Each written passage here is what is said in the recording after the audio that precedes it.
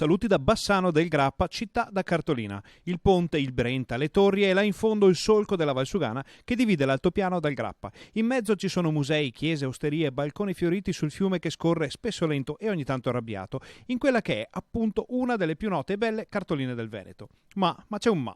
Stringendo lo zoom sulla cartolina appare la grana della fotografia, che pian piano si anima e diventa una città vera, fatta anche di necessità e impellenze, dove le persone che abitano Bassano quotidianamente convivono con pendolari, turisti, commercianti. Stringendo ancora di più lo zoom, entriamo nelle vie e nelle piazze e nel retro di quella bellissima cartolina troviamo che la fotografia è meno splendida, splendente di quel che sembrava all'inizio.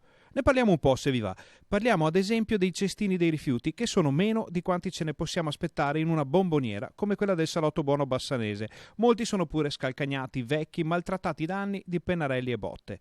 Non sono neanche tutti uguali, dato che se ne contano di 3 tipi diversi fra il ponte e le piazze. Parliamo anche delle panchine ormai sverniciate, che pure non sono abbastanza per chi ha voglia di sedersi e abbeverarsi alla grande bellezza del centro storico. E i fiori? Poche fioriere affidate più al buon cuore degli esercenti e dei commercianti occhieggiano qua e là senza troppo incidere, per fortuna vien da dire, nell'arredo urbano.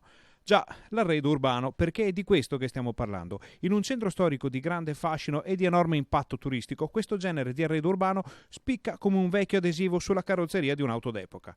E a chi sta già con il dito in aria per dirci che questo è un attacco alla nuova amministrazione cittadina, rispondiamo che quell'adesivo l'ha messo di certo qualcun altro qualche anno fa. Ma mica per forza bisogna andare in giro con delle patacche sulla carrozzeria, no?